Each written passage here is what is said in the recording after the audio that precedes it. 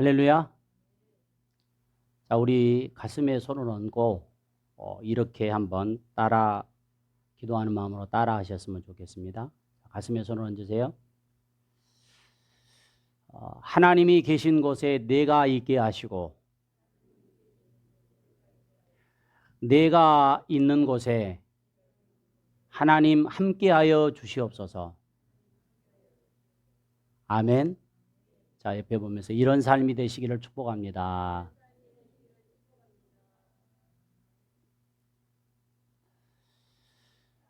하나님이 계신 곳에 내가 있는 삶, 또 내가 있는 곳에 하나님이 함께하는 삶, 세상에서 이보다 더 큰 축복은 없어요. 왜냐하면 하나님이 함께 하시면 모든 축복은 주어지게 되어 있기 때문에 그렇습니다. 자, 우리 8월 마지막 주일부터 지난 주일에 거쳐서 세 번째 거쳐 하나님께서 이스라엘 백성들을 출애굽시킨 이후에 시내산에서 십계명을 주시고 또 모세를 통해서 가장 먼저 이스라엘 백성들로 하여금 성막을 만들게 합니다. 그러니까 이 삶에서 이 성막이 얼마나 중요한지, 또 우리 신앙에서 성막이 구조가 얼마나 중요한지 한번 깊이 돌아보는 시간이 되었으면 좋겠어요. 자, 다시 한번 성막을 구조를 보여드릴 수 있도록 하겠습니다. 자, 이 성막 구조는 이렇게 되어 있죠. 성전 문으로 들어가서 번제단이 있고요. 또 그 다음에 물두멍이 있고요. 휘장을 열고 들어가면 성소 안입니다. 성소 안에는 떡상이 있고 등대가 있고 분향단이 있어요. 그리고 그 안에 다시 휘장을 열고 들어가면 그 안이 뭐냐면 지성소입니다. 언약궤가 있는 곳이죠. 자, 성막 전체의 구조를 우리가 항상 이렇게 머릿속에 담고 있어야 됩니다. 자, 우리가 이 성막 구조를 통해서요, 오늘날 우리의 신앙의 위치가 어디 있는지를 잘 파악해야 됩니다. 왜냐하면 이 신앙의 위치가 얼마나 중요한 것인가를 이 성막을 통해서 제가 말씀을 계속해서 드립니다. 그래서 우리가 성막 뜰에만 거하는 신앙이라고 한다면 이제는 성소 안에 들어가야 돼요. 그래서 말씀이 있고요. 그리고 빛을 비춰야 되고요. 그 다음에 기도가 있어야 돼요. 그런데 오늘 우리 한국교회 성도들 가운데 그냥 성막 뜰에만 거하는 성도들이 얼마나 많이 있는지 몰라요. 자, 우리가 이후의 삶이 더 행복하려면 계속해서 지금 13번째 말씀을 드리고 있습니다. 자, 모든 사람이 마찬가지지만 오늘보다는 내일이 더 잘 되기를 바라고, 이번 주보다는 다음 주가 더 잘 되기를 바라고, 이번 달보다는 다음 달이, 올해보다는 내년이 더 잘 되기를 바라는 게 모든 사람의 소원이에요. 그렇다고 한다면 이후의 삶이 더 행복하고 더 복된 삶이 되려면 반드시 우리는 성막에 들어가야 되고, 성막에 들어갔으면 성소에 거해야 되고, 성소에서 머무르면 안 되고 항상 우리가 하나님을 체험하고 간증할 수 있어야 된다라는 것입니다. 여러분 한번 생각해 보세요. 신앙생활 수년 동안 했는데 한 번도 성소에 들어간 적이 없고 한 번도 지성소에 들어간 적이 없다고 한다면 이건 신앙에 문제가 있다고 할 수 있을 것입니다. 자, 이 구조를 잘 보세요. 성막의 문은 몇 개라고 그랬습니까? 하나입니다. 동쪽에 하나가 있어요. 이것은 무엇을 얘기합니까? 요한복음 10장 9절에 예수님이 오셔서 뭐라고 하냐면 내가 문이니 이렇게 말씀했어요. 내가 문이다. 자, 그러면 예수님을 통해서 성막에 들어갈 수 있다는 거예요. 자, 이 사실만 하면 여러분 어떠한 이단의 미혹이 와도 넘어지지 않는다는 것입니다. 예수님을 통해서만 우리는 구원받을 수 있어요. 자, 그러면 사도행전 4장 12절에 우리에게 이렇게 말씀해요. 다른 이로서는 구원을 얻을 수 없나니 천하 인간의 구원을 얻을 만한 다른 이름을 우리에게 주신 일이 없느니라. 다른 방법이 없대요. 그리고 이제 들어가서 자 보세요. 번제단이 있습니다. 번제단은 제물을 드려서 제사 드리는 거예요. 이게 뭐냐면 구약 시대에는요 반드시 짐승이 죽어야 우리 죄가 용서를 받게 되었어요. 이것은 무엇을 얘기합니까? 예수님께서 이 땅에 어린 양으로 오셔가지고 우리 인류, 우리 모든 사람의 죄를 대속해 주시기 위해서 대속 제물이 되셨다는 것입니다. 그러니까 이제는 짐승 잡아서 제사할 필요가 없다는 거예요. 구약에는 그렇게 했어요.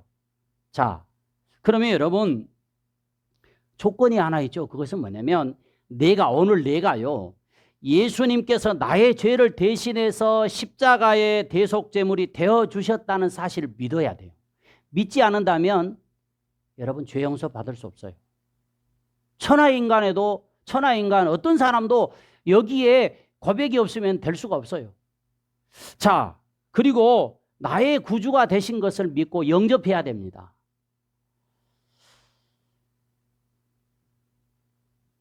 그리고 우리가 이 땅에 살아가는 동안에 사람인지라 연약하잖아요. 믿음이 연약해서 죄를 지으면 어때요? 저기 물두멍에서 수족을 씻었어요. 이게 뭡니까? 회개함으로 죄 용서를 받을 수 있다는 것입니다. 이것을 이용하면 안 된다고 말씀을 드렸어요. 요한일서 1장 9절의 말씀에 보니까 우리가 우리의 죄를 자백하면 그는 미쁘시고 의로우사 우리의 죄를 사하시며 모든 불의에서 우리를 깨끗하게 하실 것이요. 그렇다고 해서 그래 예수님이 그냥 나가서 회개하면 용서해 주셔 라고 생각하고 죄 짓고 용서해 준다고 해서 회개하고 죄 짓고 여러분 회개라고 하는 것은 그 뭐냐? 돌이키는 것입니다. 계속해서 그 죄를 향해서 가고 있는 삶이 아니라 그 삶에서 돌이켜서 하나님의 말씀으로 돌이키는 거예요. 이게 회개입니다. 자, 그러면 이제 성막들을 지나 좀 전에도 말씀을 드렸지만 이후의 삶이 행복하려면 성소 안에 들어가야 돼요. 내가 예수 그리스도를 나의 구주로 영접하고 믿고 구원을 받았다고 한다면 여기에 머물러 있어서는 안 되고 성소라고 하는 것은 내가 구원받은 사람이 은혜 받은 것에 대해서 봉사하고 헌신하는 곳이 어디냐? 바로 성소라고 하는 것입니다. 그러니까 교회 안에서 뭐 할 일이 있다, 봉사할 일이 있다 그러면 적극적으로 참여해서 내가 하는 것이 곧 나에게 복된 삶이에요. 하나님의 은혜의 삶을 살아가고 있는 것입니다.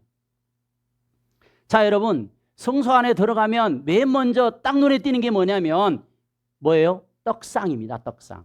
16개씩에서 떡상이 12지파의 떡이 딱 올라가 있어요. 이건 뭡니까? 오늘날 예수님은 말씀입니다. 여러분 이 말씀 우리는요 예수님의 말씀처럼 육만 있는 것이 아니라 영이 살아있기 때문에 영이 살려면 육신적으로 우리가 건강하려면 음식을 먹어야 되듯이 영이 건강하려면 어떻게 돼요? 하나님의 말씀을 먹어야 된다는 거예요. 먹는다라고 하는 것은 뭐냐? 읽고 듣고 묵상하고 더 나아가서 그 말씀대로 우리가 순종하는 삶을 살아갈 때 영적으로 건강하다는 것입니다. 그리고 옆에 맞은편에 보면 성소에 빛이 있습니다. 성소 안에는 완전히 막혀가지고 유일한 빛은 오직 금등대, 금촛대를 통해서만 비추게 돼 있어요. 자, 예수님은 오셔서 뭐라 합니까? 내가 빛이다라고 했어요. 여러분 세상에 우리가 지금 대낮이기 때문에 화나지만 죄악으로 영적으로 보면 얼마나 어두워져 있는지 모릅니다. 이 어두운 세상에 빛 대신 예수님을 따라가지 아니하면 우리가 어둠에 거할 수밖에 없다는 것입니다. 여러분 우리가 세상에 비록 살아가지만 어둠에 거하지 않고 빛된 삶을 살아가려면 예수님 따라가는 삶을 살아야 돼요. 자, 그리고 우리가 지성소 가장 가까이 있는 분향단이 있잖아요. 그 분향단은 향입니다. 향은 요한계시록 5장 8절에 보니까 성도들의 기도라고 얘기하고 있어요. 기도가 향을 피워야 된다는 것입니다. 우리 데살로니가전서 5장 17절에 보니까 쉬지 말고 기도하라. 여러분 기도해야 돼요. 하나님과 교제입니다. 하나님과 대화입니다. 이게 기도예요. 여러분 항상 우리 교회를 위해서 기도할 때 기도의 향이 꺼지지 않게 해달라고. 내 신앙의 삶에 기도의 향이 꺼지지 않도록 기도해야 될 줄로 믿습니다. 하나님은 기도의 향을 받으시는 거예요. 그래서 그 기도의 향이 딱 올라가면 하나님께서 어떻게 합니까? 천사들을 명령하는 거예요. 여러분 히브리서에 보니까 천사는 우리를 돕는 사람이라고, 돕는 거라고 해요. 돕는 영이라고 얘기했어요. 그러면 천사를 불러서 야야야야 누가 지금 어디서 기도하고 있는데 너 가서 빨리 가서 도와줘라. 이렇게 명령이 떨어요. 하나님의 역사를 체험하려면 기도하는 사람이 돼야 된다는 거예요. 자, 이제 오늘 마지막입니다. 지성소, 이 지성소를 살펴보면서 함께 은혜를 나누고자 합니다. 자, 우리 성막 전체의 구조, 그러니까 그 성경에 나오는 그대로의 모습을 우리 다 광흥기도원에 가서 확인하고 왔잖아요. 체험하고 왔잖아요. 다 보셨지요? 그때 얼마나 웅장했습니까? 저도 두 번째예요. 자, 우리 큰아들이 여기 있는데 우리 큰아들이 아마 몇 살? 한 4살, 5살 정도 기억을 못 할 거예요, 아마. 4살 정도에 되어서 그때 아들하고 우리 제가 영광교회 있을 때 집사님들하고 함께 가서 두레마을이라고 있습니다. 거기 가서 밖에 있는 성막을 이렇게 보고 거기서 사진도 찍고 예전에 보니까 사진 찍은 것이 있더라고요. 근데 그 사진을 찍고 거기에 성막에 가서 다 이렇게 보고 왔던 적이 있습니다. 두 번째 광흥기도원에서 봤는데 그 두레마을에 설치되어 있는 이 성막 구조하고 여기 광흥기도원에서 있는 것하고 완전히 다르더라고요. 보니까 모양이 다른 것이 아니고 너무 많이 이렇게 발전되어 있는 것을 확인했습니다. 여러분 신앙생활에서 가장 큰 축복은 뭐냐? 처음에 말씀드렸던 것처럼 하나님이 계신 곳에 내가 있어야 돼요. 그리고 내가 있는 곳에 하나님이 함께 하실 때 이게 가장 큰 축복이에요. 왜냐하면 여러분 우리가 잘 아는 것처럼 요셉이요 비록 형들에 의해서 종으로 애굽에 팔려갔지만 하나님이 그곳에 함께 하셨습니다. 그랬더니 어떻게 됩니까?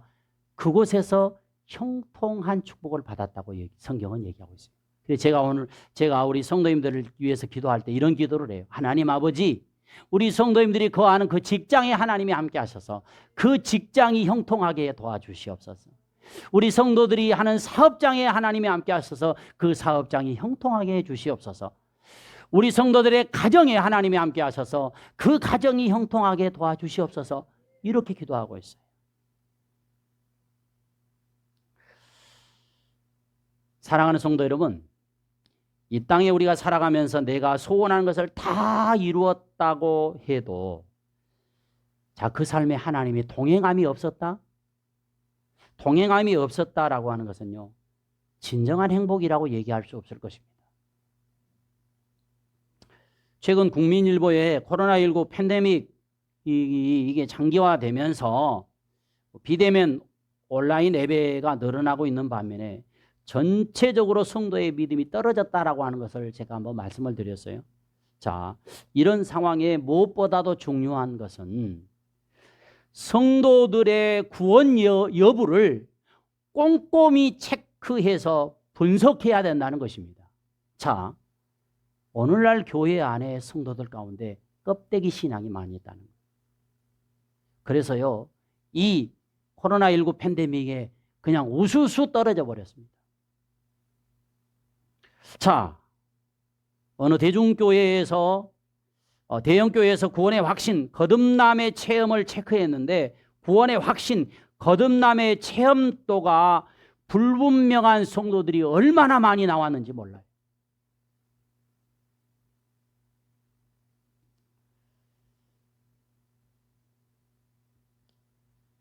우리 지금 저녁 기도회 때 출애굽기를 살펴보고 있는데요. 하나님께서 모세를 부르셔서 이스라엘 백성들 430년 동안 애굽의 종되었던 삶에서 구원하기 위해서 계속해서 강조했던 딱 두 가지가 있습니다. 여러분, 우리가 성경을 읽을 때요, 성경에 굉장히 중요한 부분을 꼭 체크하고 있어야 돼요. 그게 뭐냐면 하나님께서 모세를 통해서 바로에 가서 너 꼭 이렇게 얘기해라. 내 백성을 보내라 해라. 자, 바로가 보았을 때는요, 이스라엘 백성들은 종이요 노예였습니다. 그런데 하나님 편에서 봤을 때는요, 그거 내 백성이야. 자, 여러분, 우리가 어떠한 삶을 살아가든지 반드시 우리가 체크하고 가야 될 게 뭐냐면 나는 하나님의 자녀야. 나는 하나님의 아들, 딸이야. 이 자부심을 가지고 살아야 될 줄로 믿습니다. 자, 그 다음에 중요한 게 뭐냐면, 자, 바로한테 가가지고 내 백성을 보내라 해라. 그 다음에 뭐라고 하냐면 내 백성은 나를 섬길 자야. 이렇게 얘기해요. 자, 여러분, 여기서 우리는 중요한 사실을 발견하게 됩니다. 자, 우리를 구원하신 목적이 무엇인가라고 하는 거예요. 그것은 하나님을 섬기기 위해서 우리를 구원했다는 거예요. 자, 섬긴다라고 하는 부분은 너무 좀 포괄적이라고 할 수 있는데 이 섬김이 나중에 가서 뭐라고 얘기하냐면 자, 바로한테 가서 광야에 가서 제사를 드린다, 절기를 지킨다 해라 이렇게 얘기해요. 자, 절기에 가장 중요한 절기 중에서 하나가 뭐냐면 안식일입니다. 안식일. 자, 그러면 오늘날로 얘기한다면 이 안식일이 주일이란 말이에요. 자, 통틀어서 얘기합니다. 하나님께서 우리를 마귀의 손에서 구원해 내신 것은 백성 삼으기 위해서, 하나님의 자녀 삼으기 위해서 마귀의 종으로 살다가 인생 끝마치는 삶이 아니라 하나님의 자녀로 살다가 하나님 자녀로 사는데 어떻게 살아야 되냐? 주일날 예배드리기 위해서입니다. 자, 이것을 더 선명하게 예수님이 오셔서 말씀하셨어요. 예수님께서요, 요한복음 4장 23절 24절에서 이렇게 더 얘기합니다. 자, 한번 같이 읽어볼게요. 시작. 아버지께 참되게 예배하는 자들은 영과 진리로 예배할 때가 오나니 곧 이때라. 아버지께서는 자기에게 이렇게 예배하는 자들을 찾으시느니라. 하나님은 영이시니 예배하는 자가 영과 진리로 예배할지니라. 자, 하나님이 찾으신 분이 누구라고요? 예배하는 자를 찾고 있다는 거예요. 하나님이 찾으시는 분은 예배하는 자예요. 예배를 어떻게 드리느냐? 영과 진리로 예배할지니라. 자, 코로나19 팬데믹으로 인해서 지금 교회가 온라인 예배, 대면 예배를 함께 하고 있습니다. 제가 처음 신학교 갈 때요, 이런 교회가 있었어요. 인터넷 교회, 인터넷 예배. 이렇게 얘기하니까 뭐라고 얘기했냐면 저거 이단이야. 우리 신학교 때, 자, 30년이 됐어요. 그런데요, 지금 그대로 이루어져 버렸습니다. 지금 인터넷 교회가 생겨났어요. 자, 이것을 이단이라고 얘기할 수 있겠느냐? 못해요. 자, 이게 뭐가 문제냐? 자, 중요한 것은요, 여러분 비대면 온라인 예배냐, 대면 예배냐, 이보다도 더 중요한 게 있습니다. 뭐냐면 마음이라는 거예요. 마음. 자, 이런 일이 있었어요. 여자는 한소망교회 아시죠? 한소망교회 그때 한참 작년, 그러니까 4월 달인가요? 우리 교회가 전체적으로 예배를 드리지 못하게 할 때 우리도 딱 한 번인가 두 번 비대면 예배 드렸잖아요. 그때 비대면 예배, 온라인 예배를 드리는데 그 교회 집사님 자녀 가운데 아주 어린 자녀가 있었대요. 근데 그 자녀가요, 딱 이제 집에서 온라인 예배 드리잖아요. 그러니까 TV에 딱 목사님이 나온 거예요. 그러니까 진짜 목사님이 거기 집에 와서 예배 드리는 것으로 생각하고요, 꼼짝 않고 딱 앉아가지고 아주 무릎을 딱 꿇고 예배를 드리더래요. 근데 한 번, 그 다음에 두 번째 드리니까 이걸 알아버렸어. 아, 우리 목사님이 교회에 계시고 지금 TV로 보여주고 있구나 하니까 이 아이가요, 막 돌아다니더래. 막 돌아다니면서 이제 예배는 드렸겠죠. 부모가 하니까. 여러분, 어린아이만 그럴까요? 저는 보지 않았습니다. 어른도 마찬가지입니다. 우리 교회야 지금 숫자가 얼마 안 되니까 다 나와서 예배 드리지만 과연 비대면 예배, 온라인 예배를 드리는데 마음과 영과 진리로 정석과 예배를 드리고 있을까? 처음에는요 이렇답니다. 처음에 예배 드릴 때는 다 교회에 오는 것처럼 옷도 다 입고요. 다 이렇게 하고 딱 가족들이 앉아갖고 이제 TV 앞에서 앉아가지고 따라하는 거예요. 우리 사도신경 합시다. 뭐 교동문 합시다. 다 따라해요. 정석과 예배 드렸어요. 두세 번 지나니까요. 누가 보는 사람 없어. 그러니까 심지어는 어떻게까지 예배를 드리냐면 누워서 가만히 보면서 이렇게 예배를 드리는 거예요. 이게 예배냐 말이에요. 자기 할 일 다 하고 돌아다니면서 이 TV만 딱 켜놓고 소리만 듣는 거예요. 여러분, 과연 이것이 하나님을 경외하는, 하나님을 섬기는 예배일까? 자, 여러분, 비대면 예배니 뭐 대면 예배니 이게 중요한 게 아니라고 말씀을 드렸어요.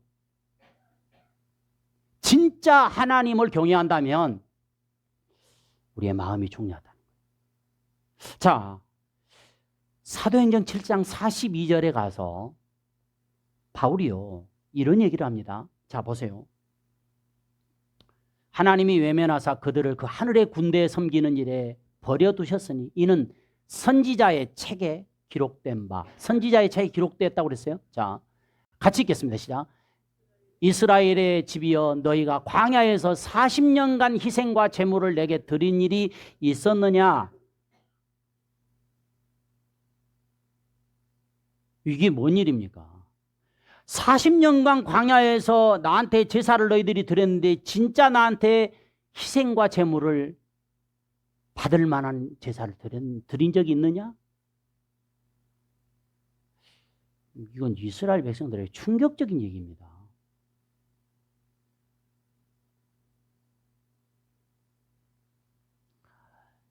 그러니까 하나님께서 받으시는 예배는 우리 1대1의 관계에서 말씀드리는 거예요. 우리를 통해서 영과 진리로 드리는 예배를 받으신다는 거예요. 여러분 집에서 드리더라도요 정성껏 드려야 됩니다. 그래서 신약에 와서 로마서 12장 1절에 보니까 그러므로 형제들아 내가 하나님의 모든 자비하심으로 너희를 권하노니 너희 몸을 하나님의 기뻐하시는 거룩한 산 제사로 드려라. 이는 너희가 드릴 영적 예배니라. 자, 우리 꼭 기억하셔야 됩니다. 얼마나 갈지 모르겠어요. 자, 예배. 우리 예배다운 예배 드려야 됩니다. 성막 안에서 가장 거룩한 곳은 어디냐? 지성소입니다. 성막 안에 가장 귀한 성물은 뭡니까? 법궤입니다. 세상의 죄악 가운데 살다가 멸망으로 끝날 인생이 구원의 문이신 예수 그리스도를 믿음으로 성막 안에 들어와 번제단에서 죄사함 받고 물두멍에서 성결한 삶을 성소 안에서 말씀과 성령의 기름 부음과 기도를 통해서 주 예수님께 받은 사명을 감당하다가 이제 비로소 우리를 기다리시는 지성소 하나님의 법궤 앞에 서게 됩니다. 법궤는 여러분 우리 아까 말씀을 읽었지만 법궤는 지성소는 하나님을 만나주시기로 하나님께서 만나주시기로 약속한 유일한 임재의 장소입니다. 우리는 하나님의 사역자로 부름받고 선택받은 자들입니다. 이제 우리는 육적인 전진뿐만 아니라 하나님의 지성소에 들어가는 영적인 전진을 위해서 살아야 합니다. 하나님께서 임재하여 계신 장소 법궤를 통해서 삶의 길을 발견하기를 축복합니다. 자, 우리 법궤의 모습을 한번 보여드리겠습니다. 자, 한번 보여주세요. 자, 법궤는 세로가 2규빗 반. 자, 2규빗 반이에요. 가로와 높이는 각각 1규빗 반의 조각목을 정금으로 싸서 만들었어요. 자, 이 조각목은요 아무 쓸데없는 나무입니다. 자, 우리는요 예수 그리스도를 통해서 입혀졌기 때문에 귀한 존재인 거예요. 정금으로 쌌어요. 그리고 네 개가 양쪽에 둘씩 보세요. 고리가 있잖아요. 이쪽 둘, 저쪽 둘에 고리가 있습니다. 멸치를 항상 거기에 꿰어두었습니다. 법궤 안에는 언약의 증거품이 뭐가 있습니까? 딱 이 법궤 뚜껑을 열면 그 안에가 십계명의 두 돌판, 만나의 항아리, 광야에서 이스라엘 백성들에게 주었던 이 만나의 항아리, 그리고 주의 종에게 부여하신 능력의 상징인 아론의 쌍난 지팡이가 들어있습니다.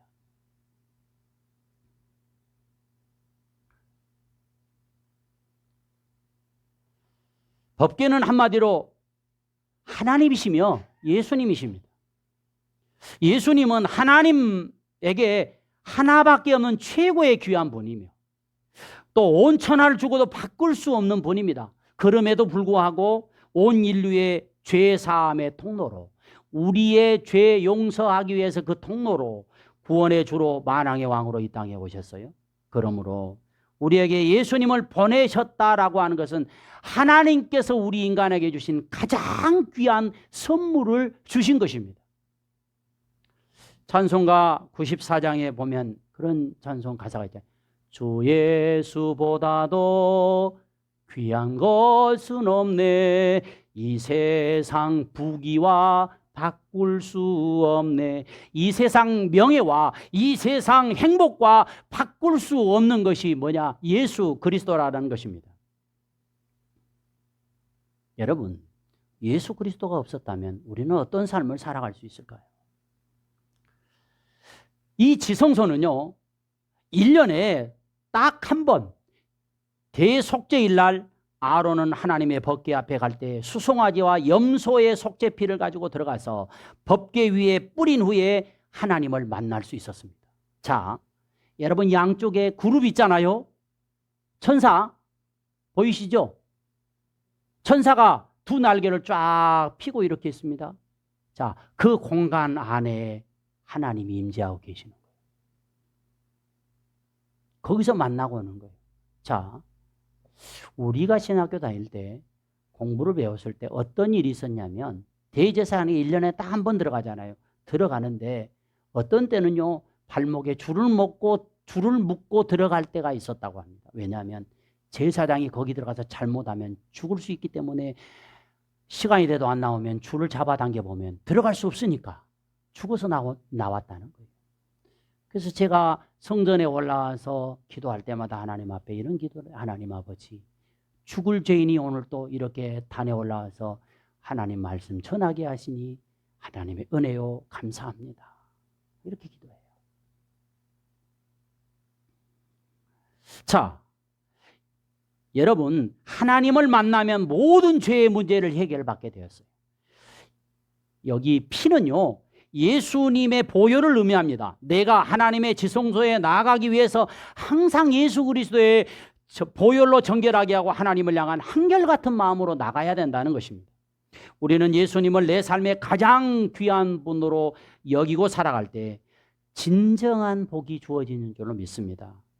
자, 요한복음 5장 5절의 말씀을 한번 같이 우리 읽어보겠습니다. 시작. 나는 포도나무요 너희는 가지라. 그가 내 안에 내가 그 안에 거하면 사람이 열매를 많이 맺나니 나를 떠나서는 너희가 아무것도 할 수 없느니라. 농부는 하나님이십니다. 포도나무는 예수님이에요. 거기에 붙어있는 가지는 우리입니다. 그러면 그 가지가 포도나무가 싫다고 떨어져 나간다면 얼마 있지 않아서 죽게 될 것입니다. 열매 맺을 수가 없어요. 우리 예수님을 떠나서 우리가 뭐 잘 살 것 같고 잘 될 것 같지만 결국 인생은요 안 된다는 것입니다. 이게 진리예요. 자, 그러면 여러분 내가 예수님을 사랑합니다. 하나님을 사랑합니다. 말로만 사랑하는 게 아니에요. 사랑하는 게 뭐냐? 구체적으로 사랑하는 게 뭐냐? 성경은 예수님이 이렇게 말씀하셔요. 요한복음 14장 15절에 보니까 너희가 나를 사랑하면 시작. 나의 계명을 지키리라. 정말 하나님을 사랑하면 내가 하나님의 말씀대로 한 주간 동안 살아가는 것입니다.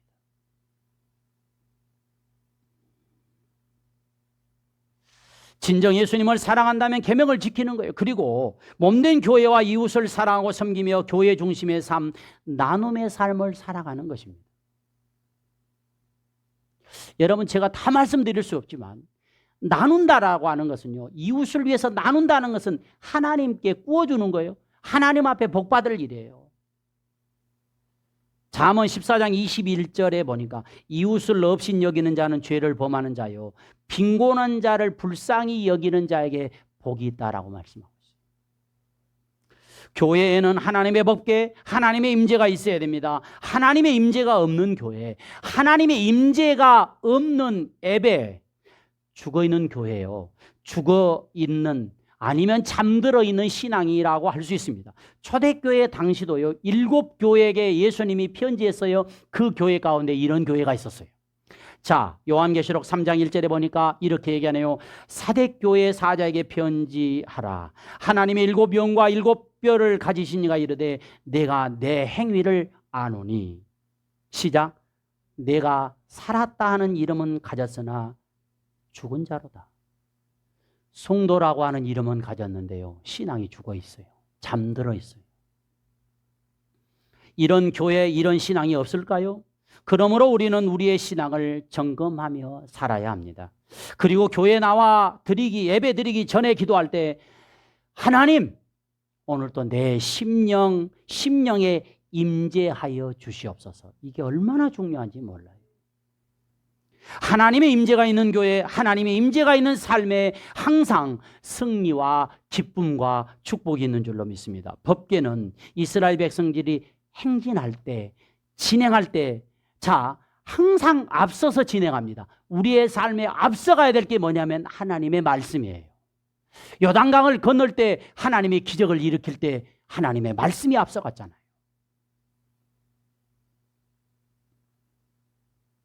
오늘날도 하나님의 말씀이 선포되어질 때 내게 주신 말씀으로 아멘 받고, 아멘으로 받고, 삶의 현장의 말씀을 잊어버리고 살아가는 것이 아니라 묵상하고 계속 되새김하면서 말씀 따라 살아갈 때 하나님의 역사가 거기에 체험하게 된다는 것입니다. 그래서 시편 119편 105절에 보니까 시편 기자는 이렇게 고백합니다. 주의 말씀은 내 발의 등이요 내 길의 빛이다. 우리가 하나님의 말씀을 삶의 최고 우선으로 두어서 순종하고 따르면 하나님은 우리의 삶에 최고의 복을 허락하신 줄로 믿습니다. 그때 사무엘하 6장에 보니까 다윗이 하나님의 법궤를 다윗성으로 옮기다가 문제가 생겼어요.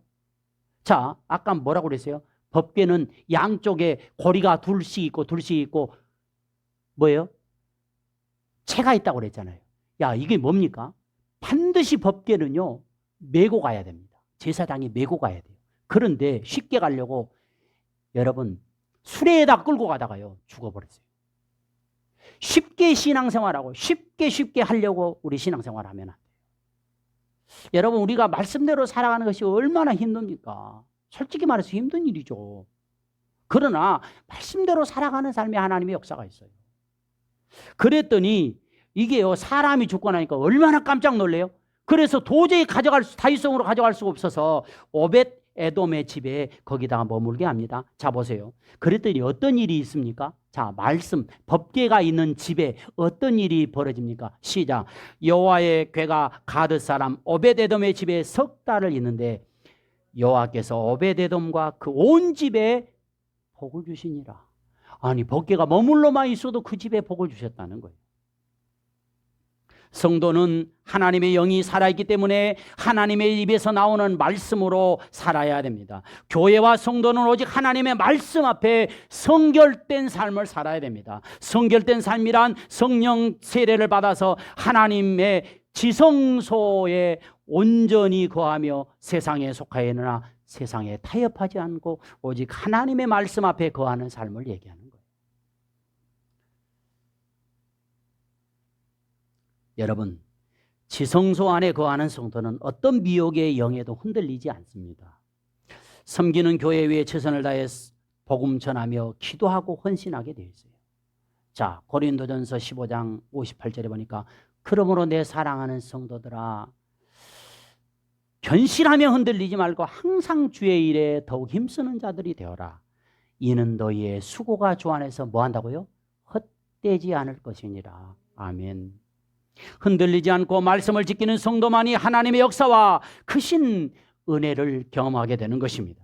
예수님께서요, 자, 다시 7교회 중에 빌라델비 교회라고 있는데 그 교회는 너무나도 연약한 교회였어요. 저는 이 교회를 보면서 마치 우리 교회라고 이렇게 한번 생각해 봐요. 자, 빌라델비 교회 성도들에게 이렇게 말씀해요. 요한계시록 3장 8절인데요. 한번 같이 읽어보겠어요. 시작. 볼지어다 내가 내 앞에 열린 문을 두었으되 능히 닫을 사람이 없으리라. 내가 내 행위를 아노니 네가 작은 능력을 가지고도 내 말을 지키며 내 이름을 배반하지 아니하였도다. 작은 능력을 가지고 말씀을 지켜 배반하지 아니했다라고 말씀하면서 10절에는 이렇게 얘기하고 있네요. 시작. 내가 나의 인내의 말씀을 지켰은즉 내가 또한 너를 지켜 시험의 때를 면하게 하려니 이는 장차 온 세상에 임하여 땅에 거하는 자들을 시험할 때라. 하나님이 지켜주신다는 거예요.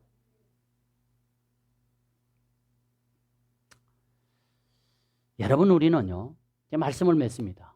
성소에 지나서 지성소의 신앙을 가져야 됩니다. 이것이 땅에서 또 천국의 삶이요 구원받은 성도의 삶인 것입니다. 헌신된 사역자의 삶인 것입니다. 내 심령 안에 하나님의 말씀이 새겨져야 돼요. 내가 깨닫고 은혜 받은 확실한 말씀이 있어야 됩니다. 하나님의 말씀을 순종하는 것이 곧 영성이에요. 최고의 영성을 가지고 이 땅에 하나님의 창조적인 일을 이루며 이 땅에 최고의 복을 받아 누리시기를 축복합니다. 마지막 심판대 앞에 지금 지성소 안에 거하는 교회와 성결한 성도만이 이 하나님의 나라에 함께하는 은혜를 누리게 되는 것입니다. 지금 나는 지성소 법궤 앞에 서 있는지 한번 점검해 보십시오. 하나님께서 계신 곳에 내가 있고 내가 있는 곳에 하나님이 함께하여 주시옵소서. 현재 여러분은 성막 뜰 신앙입니까? 아니면 성소의 신앙입니까?